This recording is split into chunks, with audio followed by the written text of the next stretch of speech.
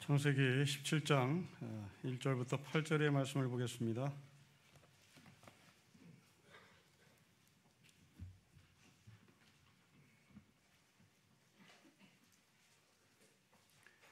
(17장) 1절부터 8절의 말씀을 한 절씩 교독하겠습니다. 아브라함이 99세 때에 여호와께서 아브라함에게 나타나서 그에게 이르시되 나는 전능한 하나님이라 너는 내 앞에서 행하여 완전하라.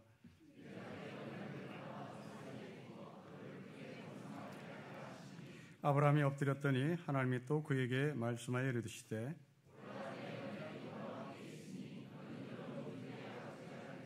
이제 후로는 너의 이름을 아브라함이라 하지 아니하고 아브라함이라 하리니 이는 내가 너를 여러 민족의 아버지가 되게 하였음이니라.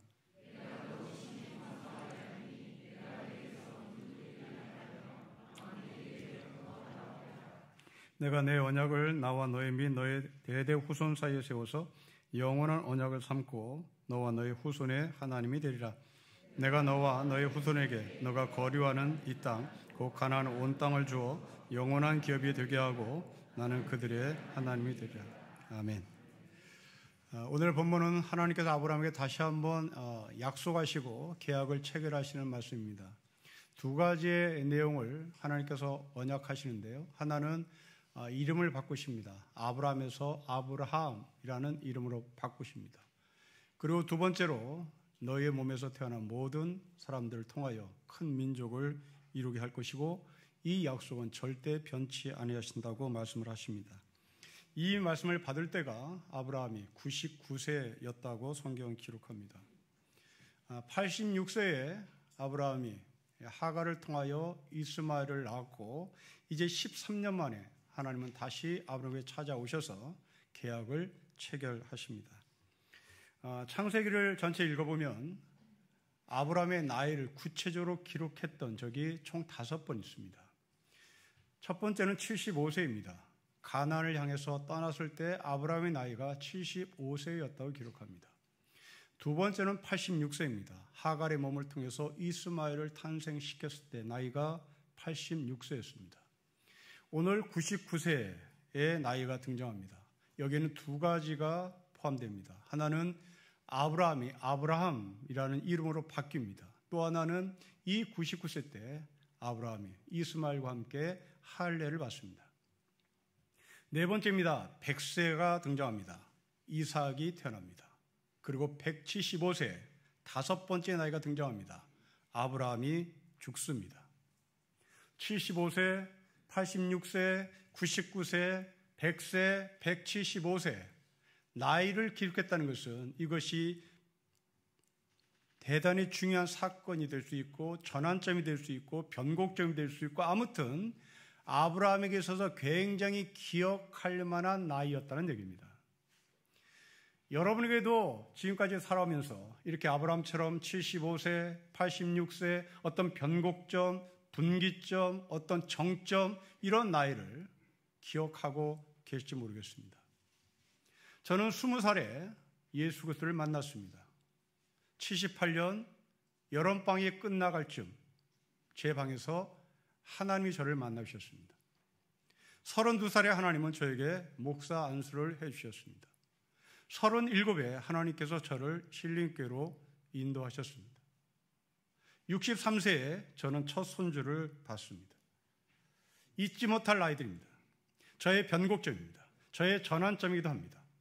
이제 저는 언젠가는 죽겠죠.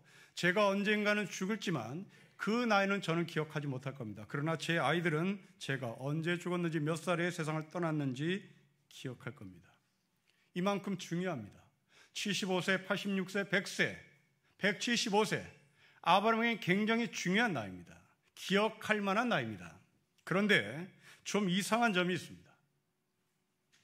아브라함에 있어서 정말 기가 막힌 사건, 절대 잊어서는 안 되는 사건이 있습니다. 놀랍게도 그 사건은 나이를 기록하지 않습니다.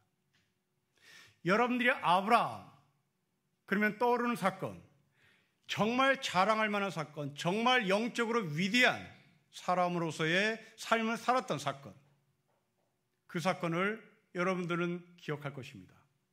이삭을 모리아산에 올라가 제물로 바칠 때입니다. 그런데 놀랍게도 성경은 이때 아브라함의 나이를 기록하지 않습니다. 이게 좀 이상합니다.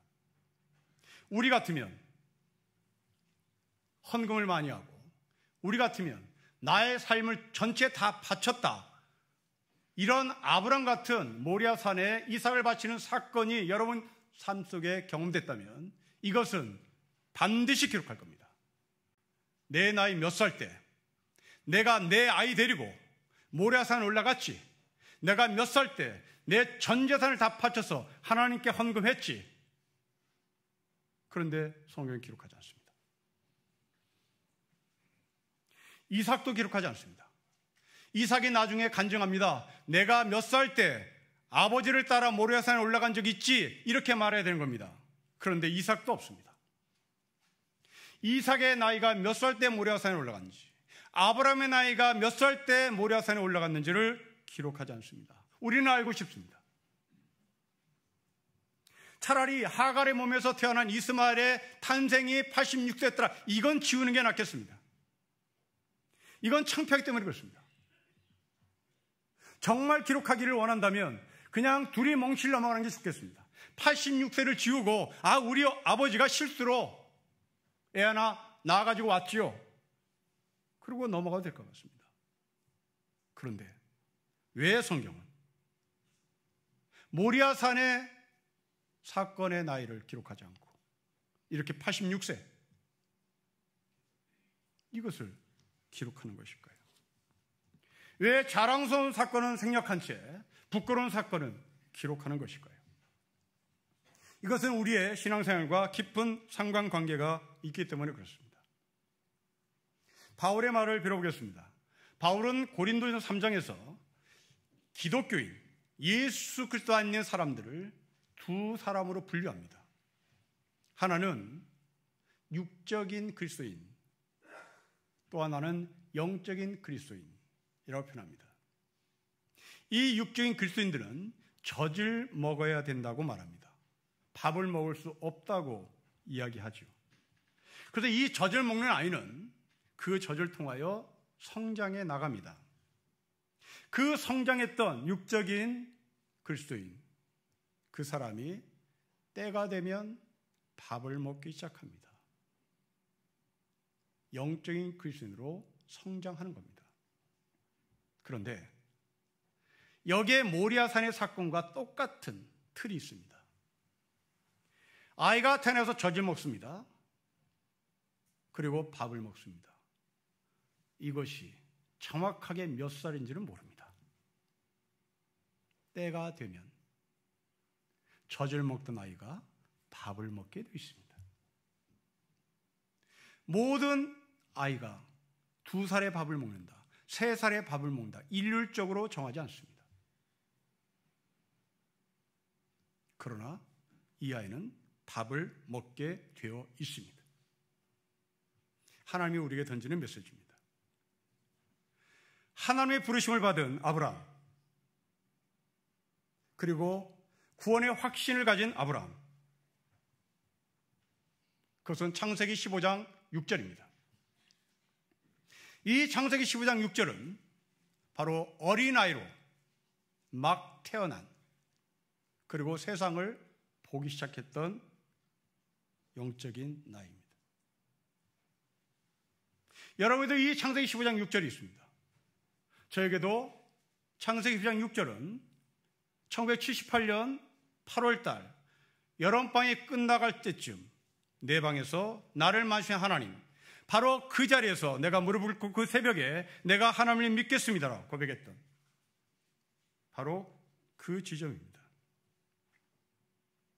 이전까지는 하나님이 나를 인도하셨으나 내가 내 입으로 하나님을 믿는다고 고백한 적은 없습니다. 그저 타성에 젖어서, 우리 집이 기독교 집안이니까 그저 나는 교회를 다니는 사람일 뿐이었습니다. 하나님이 계시다는 것은 어렴풋이 알았으나 그것이 나의 하나님이라고 하는 것을 저는 잘 몰랐습니다. 그러나 창세기 15장 6절에서 마침내 아브라함이 하나님을 믿겠다고 고백했던 것처럼 저는 그때 그 시간에 하나님을 믿겠다고 고백했습니다. 이런 삶이 이삭이 태어날 때까지 계속 진행 중입니다. 정리하자면 아브라함은 100세가 되기 전까지 영적인 어린아이였습니다. 이 100세가 되기 전까지 도망가려는 아브라함을 봅니다. 하나님께서 쫓아갑니다. 그럼 또 도망갑니다. 어찌하든지 아브라함은 하나님의 품을 떠나서 자기가 엘리에셀을 자기의 상속자로 만들기를 원했고 하갈을 통하여 아들을 만들어서 자기의 상속자로 삼기를 원했습니다. 하나님께서 그토록 아니라고 말하고 그토록 하나님께서 내가 약속한다 하시고 그 말씀을 반복함에도 불구하고 아브라함은 하나님의 곁을 떠나고 싶었습니다. 그런데 이 100세를 기점으로 아브라함은 이제 하나님의 곁을 도망가는 것을 거의 포기합니다. 이제 하나님과 함께 동행하기로 마음을 먹습니다. 마침내 모리아산에서 아들 이삭을 바치는 데까지 성장합니다. 이때 나이가 몇 살인지 모릅니다. 우리도 그렇다는 얘기입니다. 사람은 30살에 예수를 만나야 돼. 40살에 예수를 만나야 돼. 대학에 들어가면 만나야 돼. 선을 긋지 않습니다. 반드시. 그런데 반드시. 몇 살인지는 모르지만 아브라함을 모리아산에 올라가 자기 아들 이삭을 하나님께 바치는 그 영적인 성장 자리까지 하나님은 인도하신다고 우리에게 확신시켜 주는 겁니다. 내가 하는 것이 아니라 하나님께서 하시는 겁니다. 내가 그런 사람이 되는 것이 아니라 하나님이 우리를 그렇게 만드시는 겁니다. 사랑하는 성도 여러분, 우리 모두는 다 자연인에서 예수 그리스도 안에서 거듭난 핏덩이들이 있었습니다. 그 핏덩이의 삶이 곧 육적인 그리스도인이었습니다. 이 핏덩이인 육적인 그리스도인이 젖을 먹었습니다. 그리고 성장했습니다. 그리고 성장할 겁니다. 마침내 육적인 그리스도인이 영적인 그리스도로 발전하고 성장하는 겁니다. 여러분, 자연인에서 갑자기 영적인 그리스도인으로 성장하지 않습니다. 자연인에서 육적인 그리스도인, 젖을 먹는 사람의 삶을 반드시 통과합니다. 아브라함은 그것을 통과한 사람입니다. 그리고 모리아산에 영적인 하나님의 사람인 것을 증명해 냅니다.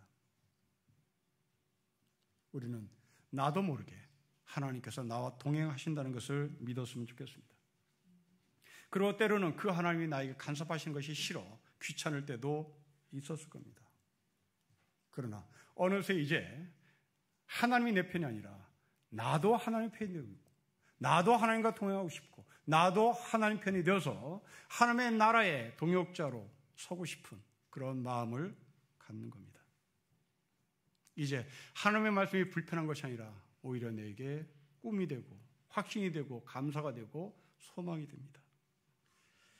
제 아내는 목사의 집에서 태어났습니다. 하나님이 간섭하신 것 같아서 정말 목사의 집이 싫었습니다. 교회를 떠나고 싶었고 목사의 집의 문화를 떠나고 싶어 했습니다. 그것을 마음만 먹은 것이 아니라 실제 행동도 옮겼습니다. 그런데 목사를 만났습니다. 아브라함이 그랬습니다. 하나님을 떠나보려고 무진장 애를 썼습니다. 그러나 결국 하나님의 품으로 돌아옵니다.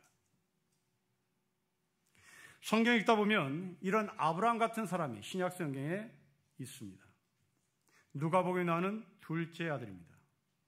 집을 나간 둘째 아들은 아버지가 자신을 간섭한다고 생각했습니다. 이것 해라, 저것 해라, 이것 하지 말아라, 저것 하지 말아라. 아들은 그 아버지의 간섭함이 싫었습니다. 아버지의 이 간섭한 소리를 듣기 싫어했던 이 아들은 그 말을 듣지 않으려면 집을 나간 것밖에 없다고 생각했습니다. 아들은 아버지를 찾아갑니다. 그리고 이런 얘기를 했을 것 같습니다. 나는 더 이상 아버지의 간섭을 받고 싶지 않습니다. 이래라 저래라 하지 마십시오. 나 성인입니다. 내 앞길 내가 개척합니다.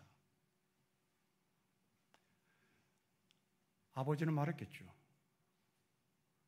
이게 다 네 재산이다. 집에서 너가 상속자의 훈련을 받아라. 이 상속을 받아야 될 너는 우리 집안의 가풍, 윤리, 도덕, 문화 배워서 정말 명실공히 나의 상속자의 삶을 살 수 있도록 준비를 하라고 말했을 것 같습니다. 그런데 아들은 거부하죠. 문을 박차고 나갑니다. 제 아내가 목사 집안의 가풍, 목사 집안의 문화가 싫어서 그것을 거부했던 것처럼 이 상속자의 권한을 갖고 있는 이 둘째 아들은 아버지의 간섭이 싫어 문을 박차고 나갔습니다. 여러분, 세상에 이런 사람을 뭐라고 얘기할까요? 지금 자기 개발에 미쳐있는 이 세상 속에서 이런 아들의 삶은 정말 멋져 보입니다. 독립적인 사람입니다. 앞길을 개척하는 사람입니다. 자기 인생에 책임을 지는 사람 같습니다. 멋져 보입니다.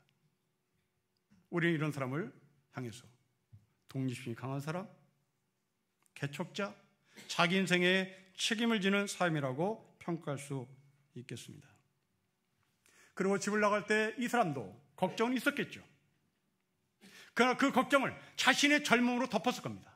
남자라면 해봐야지. 젊은 나이에 해봐야지.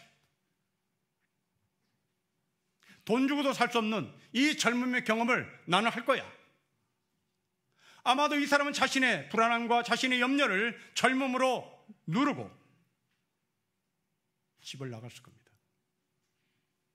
그러나 결과는 파탄이었습니다. 젊음이 여러분의 삶을 보장하지 않습니다. 돈이 나의 삶을 책임지지 않습니다. 돈으로 나는 해결할 거야. 젊음으로 나는 해결할 거야. 나의 의지로 해결할 거야. 멋져 보입니다. 그러나 결과는 젊음, 의지, 돈, 영원하지 않습니다. 결국 집으로 돌아온 아브라함처럼, 이 둘째 아들처럼 아브라함은 하나님께 돌아와 모리아산에서의 절대 순종하는 사람으로 성장합니다. 예수님 우리에게 두 주인을 섬길 수 없다고 말씀하십니다. 아브라함은 자를 섬겼고 하나님을 섬겼습니다. 그 둘 사이가 충돌했습니다. 이 둘 사이가 충돌할 때 사람들은 자신의 결정이 현명하다고 생각합니다. 둘째 아들, 자신의 결정이 현명하다고 생각했습니다. 아버지의 결정은 구차스러웠던 거죠. 아버지의 결정은 꼰대의 결정으로 보였습니다. 아브라함은 그렇게 두 개가 충돌할 때 자신의 결정이 멋지다고 생각하고 자신의 결정을 따랐습니다. 거듭 말씀드리면 그 결과는 참혹했습니다. 둘째 아들은 돼지가 먹는 주염 열매를 먹을 수밖에 없었습니다. 여러분, 유대인입니다. 유대인은 돼지를 먹지 않습니다. 그런데 돼지가 먹는 주염 열매를 먹어야 되는 데까지 내려갔습니다. 돼지보다 더 못한 삶으로 전락했다는 얘기입니다. 아브라함이 그랬습니다. 하갈은 애굽 여자입니다. 이스라엘 사람들이 볼 때, 유대인들이 볼 때 개였습니다. 돼지 같은 존재들이었습니다. 그런데 아브라함은 그 개 같은, 돼지 같은 아람 여자를 통하여 아들을 낳았습니다. 여러분, 유대인은 어머니가 유대인이어야 유대인 족보에 올라갑니다. 모계를 계승합니다. 그렇다면 이스마엘은 아브라함의 족보에 못 올라가는 겁니다. 이건 유태인이 아닙니다. 개입니다. 돼지입니다. 누가 개를 만들었습니까? 누가 돼지를 탄생했습니까? 아브라함입니다. 파탄이죠. 이럴 때 많은 사람들은 포기합니다. 이럴 때 많은 사람들은 인생을 스스로 마감해요. 그런데 둘째 아들은 그렇지 않습니다. 집으로 돌아가야 되겠다고 첫 발을 떼기 시작합니다. 간섭하시는 아버지께로 돌아가겠다고 마음을 먹습니다. 여러분, 이것이 육적인 그리스도인이 갖고 있는 축복입니다. 하나님이 없는 사람 포기합니다. 하나님이 없는 사람 자신의 삶을 마감합니다. 그러나 하나님 말씀이 조금이라도 땅에 떨어진 사람, 마음밭에 심겨진 사람, 그 사람은 집으로 돌아가겠다고 마음을 먹습니다. 어설프게라도 하나님이 계신 사람이 갖고 있는 힘입니다. 그리고 그 사람이 아버지 집으로 돌아오는 첫 발을 내디뎌 마침내 아버지 집으로 돌아가는 겁니다. 이게 바로 하나님께서 육적인 그리스도인에서 영적인 그리스도로 발전시키는 하나님의 역사입니다. 장교 후생 때 훈련소에서 경험했던 기억이 지금 떠오릅니다. 훈련소에 들어간 저는 새벽 4시, 5시 사이에 불침번을 서는 경우가 있었습니다. 그 시간에 불침번을 서고 있느라면 연병장 너머에 있는 조그만 교회에 불이 켜지는 것이 제 눈에 보입니다. 새벽 기도 시간이었겠죠. 제 눈에 그 교회의 새벽 기도의 불빛은 정말 가고 싶었던 불빛이었습니다. 이유는 훈련이 힘들었기 때문입니다.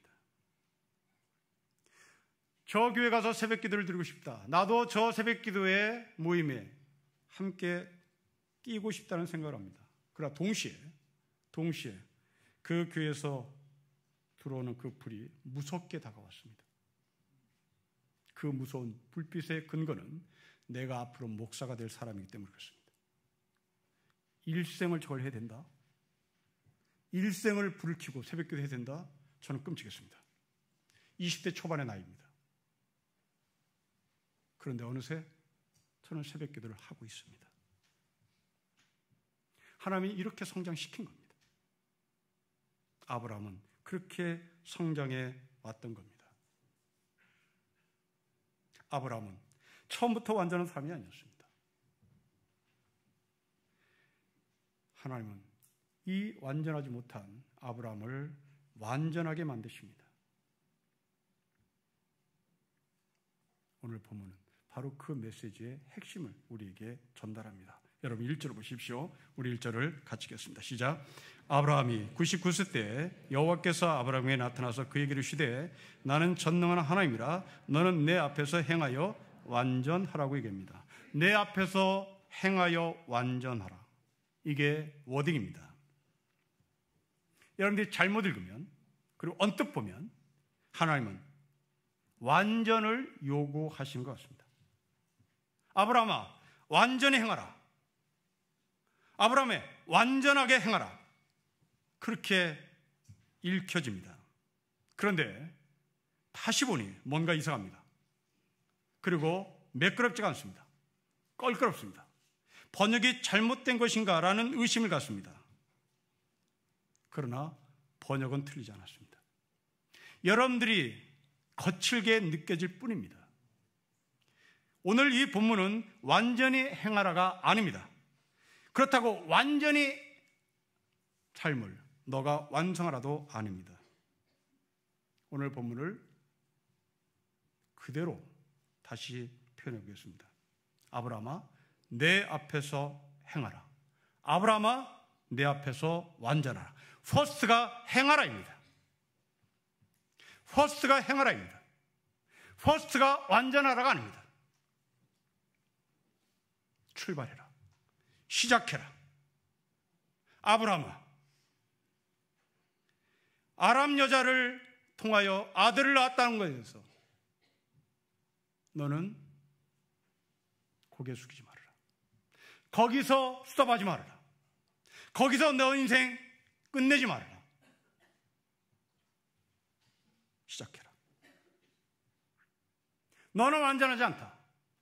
완전하지 않지만 지금 시작하면 된다. 지금 첫 발을 떼라. 지금 이 첫 발이 너의 삶의 완성을 이루는 시작이라고 얘기합니다. 76세, 75세 아브라함, 86세 아브라함, 99세 아브라함 모두가 창피했습니다. 갈대아루 땅을 떠나라는 하나님의 말씀에 아브라함은 가지 않았습니다. 아버지 데라가 주섬주섬 보따리를 싸가지고 아브라함을 데리고 나왔습니다. 86세 첩을 얻었습니다. 그것도 유대인 여자가 아닙니다. 애굽 여자입니다. 부끄럽습니다. 그런데 하나님은 아브라함을 찾아오시고 또 찾아오십니다. 여러분, 왜 그럴까요? 포기하지 않는 하나님. 이렇게 해서라도 하나님은 아브라함을 아브라함으로 만들고 싶은 하나님의 열심, 하나님의 결정, 그것으로 밀고 나갔기 때문입니다. 하나님은 이렇게 아브라함의 모든 것을 사용하십니다. 집으로 돌아온 둘째 아들을 보십시오. 집으로 돌아가겠다고 마음을 먹고 첫 발을 뗍니다. 그 발걸음은 정말 창피했습니다. 그 발걸음은 부끄러웠습니다. 더 나아가 몸에선 돼지 냄새가 넘쳤습니다.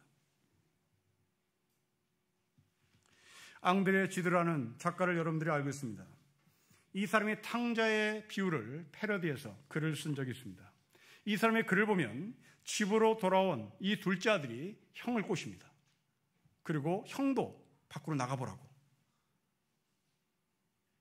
집 밖으로 형을 내보냅니다.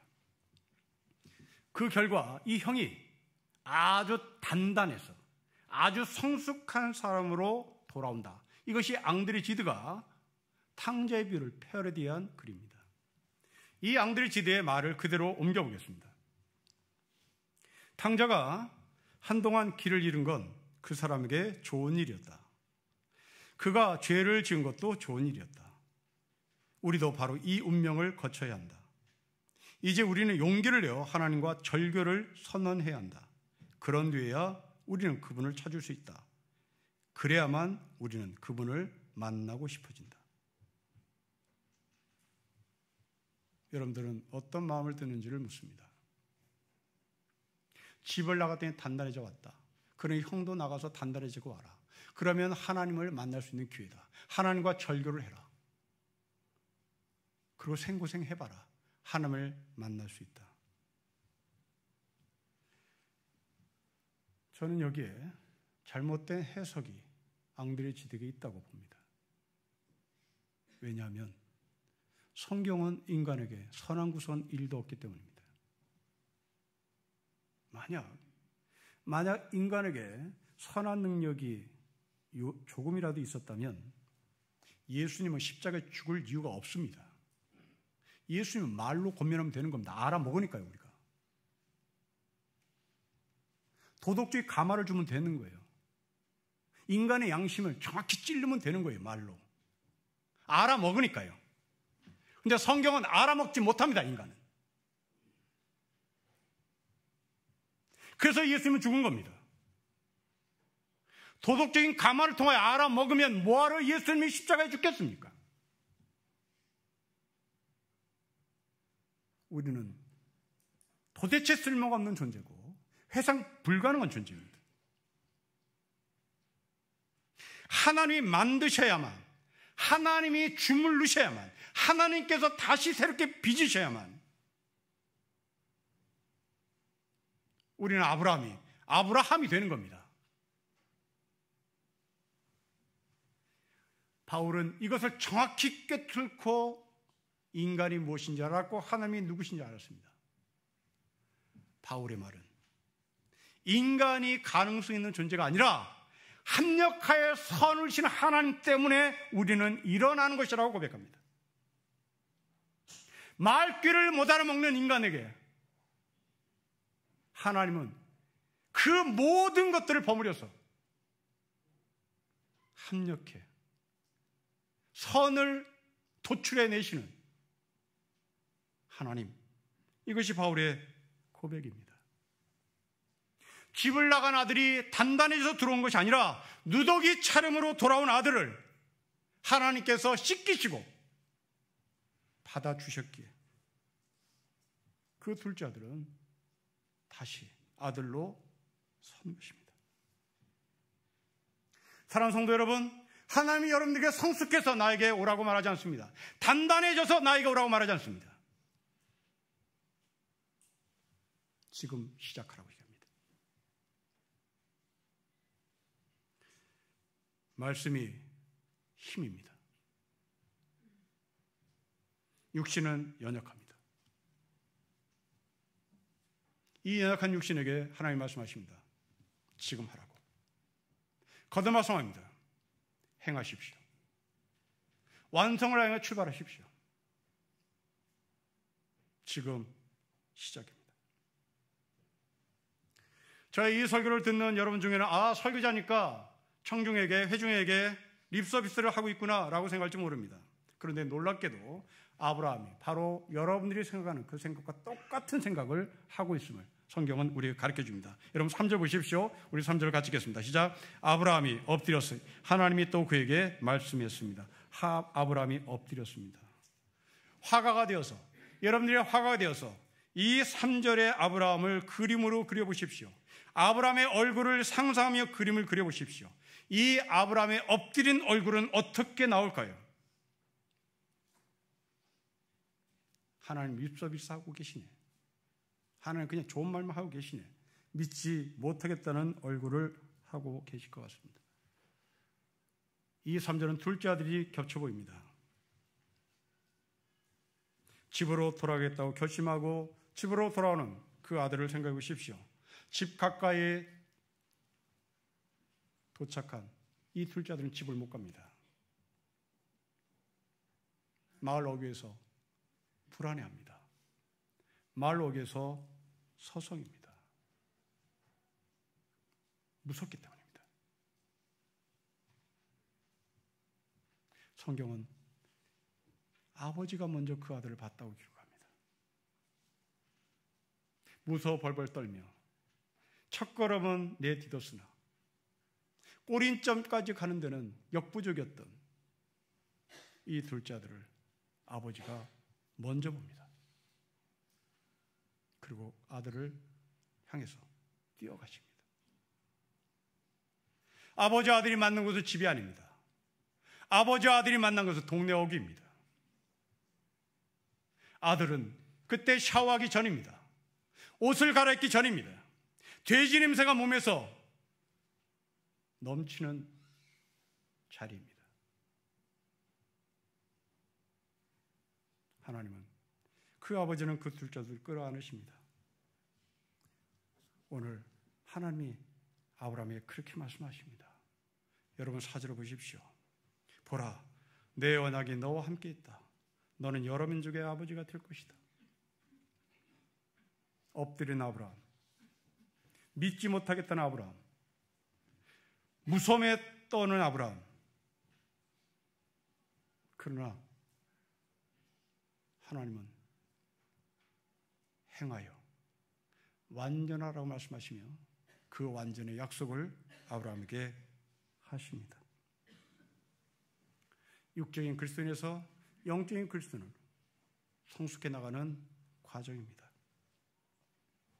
성도 여러분, 우리가 누굽니까? 하나님의 영광스러운 자리에 갈 사람들입니다. 이 길은 그렇게 쉬운 길은 아닙니다. 때로는 믿지 못하겠습니다. 때로는 아브라함처럼 엎드립니다. 둘째 아들처럼 서성됩니다. 하나님은 이런 우리에게 지금 행하라고, 그것이 완전을 향한 출발 지점이라고 말씀합니다. 마음은 온유로되 육신이 약하다, 그렇게 합리화하지 마십시다. 출발합시다. 행하십시다. 내일 새벽기도부터 출발하십시다. 내년에 하겠지. 아버지의 집은 점점 멀어질 뿐인 겁니다. 아버지의 집을 한 번 더 가까이 볼 수 있으려면 우리는 우리의 발걸음을 내디뎌야 하는 겁니다. 여러분은 창세기 15장 6절이 있음을 저는 믿습니다. 이제 그 구원의 확신을 근거로 첫 출발을 다시 해보십시오. 완전하게 행하라가 아니라 행하여 완전하라고 말씀하신 이 말씀으로 우리는 다시 새로운 채비를 하는 하늘의 백성이 되시기를 주 이름으로 축복합니다. 기도하겠습니다. 완전히 행하라고 하는 부담감을 내려놓게 하시고 완전을 향하여 시작하라고 말씀하신 하나님의 말씀에 힘을 얻어 우리는 다시 시작해 보겠습니다. 내일부터, 아니 지금부터 예배 자리에, 새벽 기도 자리에, 수요 예배 자리에 시작하며 완전을 향해서 가는 둘째 아들 아브라함, 마침내 모리아산 거기까지 가게 해 주십시오. 주 예수 그리스도의 이름으로 기도합니다. 아멘.